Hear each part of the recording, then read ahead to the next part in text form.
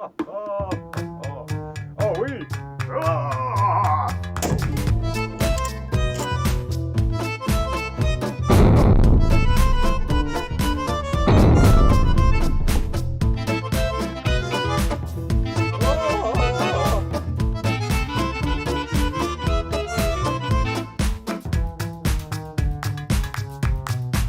Bonjour, bonsoir à tous, c'est Adrien le fan grenier. Aujourd'hui, on s'intéresse à une carabine sans prétention, pas forcément très fancy tout ça, mais très sympathique. J'ai nommé la Squire Bingham modèle 1500. Alors, c'est une 22 Magnum. Il n'y a pas grand chose à en dire. Ça a été produit aux Philippines par Squire Bingham. Ça a été importé par Casnar. C'est des carabines qui sont relativement bien finies, personne n'a grand chose à en dire, mais personne n'a grand chose à leur reprocher non plus. J'ai cet exemplaire-là à l'armurerie JJB Collection, où elle est d'ailleurs toujours en vente, depuis très longtemps. Et c'est vrai que je me suis beaucoup amusé avec cette petite carabine, elle est bien chouette. J'ai aussi longtemps pensé à l'acheter jusqu'au moment où j'ai acheté ma 94-22 XTR en 22 mag. Et puis bon, là je me suis dit que bon, il n'y avait pas grand intérêt à en avoir deux.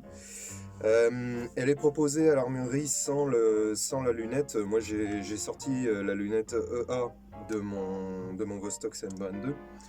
Pour la monter dessus vite fait pour vous montrer. Donc a priori elle ne sera absolument pas réglée, mais je pense que je vais quand même pouvoir toucher quelque chose a priori. En dehors de ça, bah ma foi, c'est une carabine qui est relativement lourde mais qui est pas non plus très désagréable. On va dire que ça, pour un débutant, bah c'est envisageable quoi. Il y a vraiment de quoi se marrer un peu avec cette petite chose là. C'est un chargeur détachable de 5 coups, donc on reste sur une C1B. Je ne sais pas s'il existe des chargeurs de 10 coups, je suppose que oui. D'autant que ça ne la ferait pas changer de catégorie, donc ce serait assez sympa, je pense. C'est vrai que sur un plinking, quand on est lancé, bon, ouais, 10 coups ce serait peut-être mieux, parce que 5, on arrive vite à une... s'embêter à recharger toutes les 15 secondes quoi. Voilà, on va voir tout de suite ce que ça va donner. Je vais mettre 5 coups en cible et puis ensuite je vais faire un petit peu de gong, un petit peu de cible, un petit peu de plein de choses. D'ailleurs, pour la petite anecdote et pour la même occasion, j'ai pu ressortir, comme vous pouvez le voir, le pull pingouin qui a été réclamé à corps et à cri par certains d'entre vous. Alors je ne sais pas quand cette vidéo vous arrivera, sans doute courant mars, mais comme vous voyez je la tourne mi-février. Et il y a 10 cm de neige dehors, tout ça, donc on va dire que le pull pingouin est encore d'actualité. Tac. Alors, ce chargeur est vraiment excellent. Le gros déverrouillage de chargeur devant le pontel est extrêmement pratique. Ça, c'est vraiment excellent.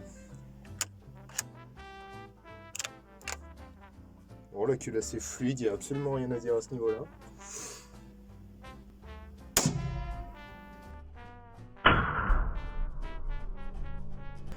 Je pense que je suis excessivement mal réglé. Je dois être réglé à 100 mètres sur cette lunette. Je vais essayer de faire un gong, on va voir.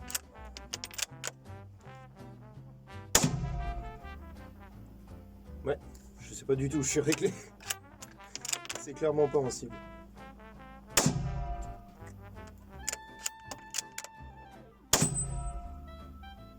Ah si. Si, je suis juste réglé un peu à gauche. On va essayer. Plus à gauche que ça. Alors vous m'en voudrez pas, je suis complètement congelé, j'ai les doigts qui répondent un peu mal.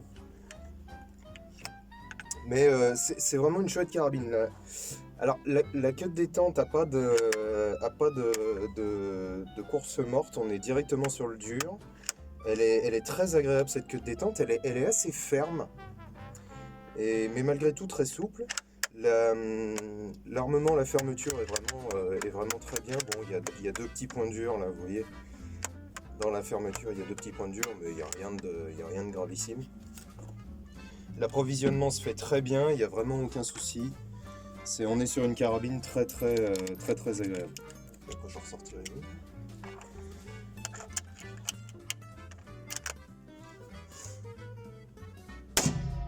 Ah voilà, c'est bon. J'ai trouvé.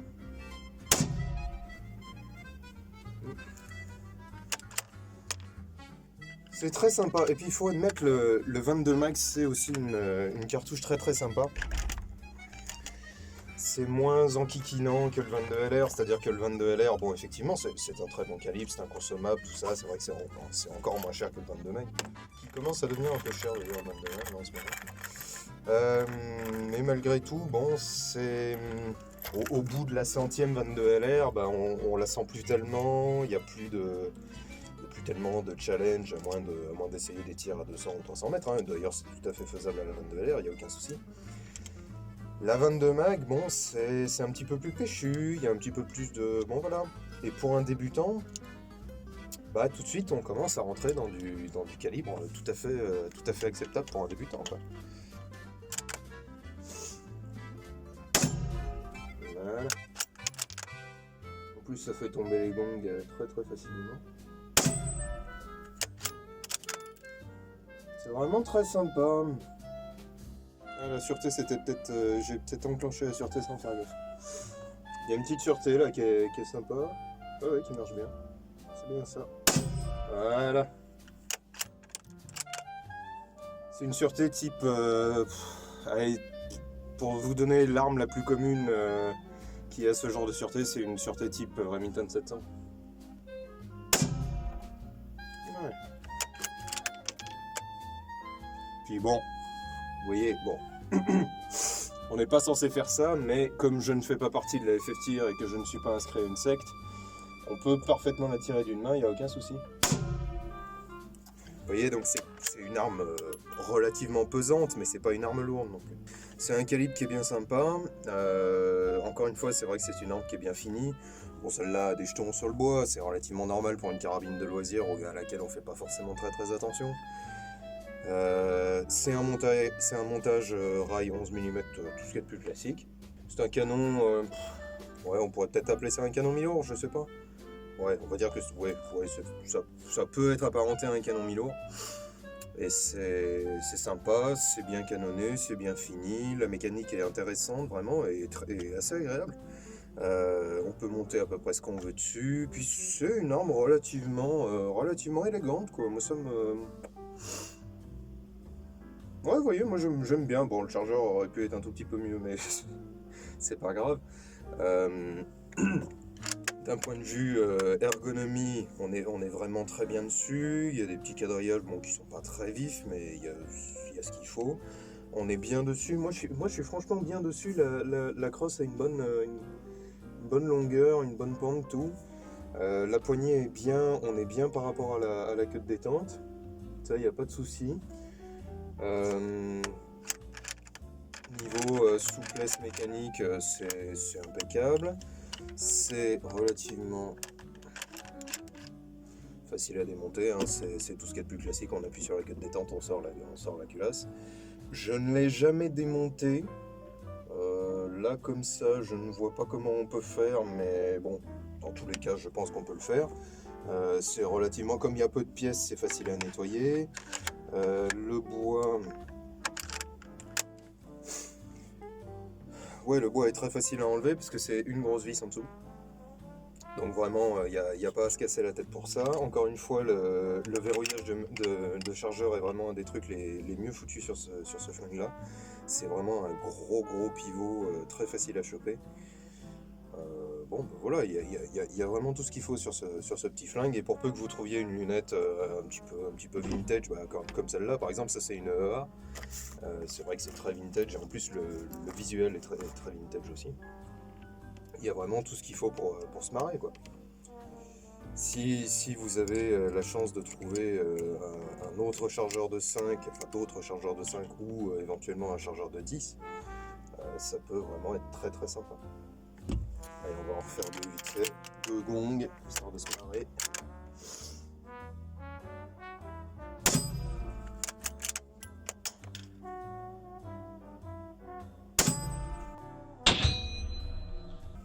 Ah,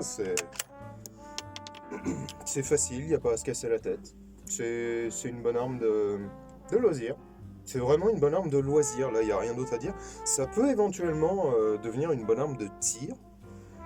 C'est vrai que comme on peut faire de la précision à la 22 LR jusqu'à 300 mètres à peu près, au-delà ça devient un peu sportif, on peut également faire de la précision à la 22 mag. Alors c'est vrai que la 22 mag a une balistique un peu plus particulière, mais bon, malgré tout, le tireur un peu acharné qui va essayer de faire sauter un peu les carcans et qui acceptera de se faire moquer sur le stand de tir jusqu'au moment où il va faire une série de 10 à 300 mètres à la 22 mag. Parce qu'à ce moment-là, tout le monde fermera sa gueule, hein, faut admettre, moi je l'ai vécu un certain nombre de fois et je connais beaucoup de collègues tireurs qui l'ont connu aussi.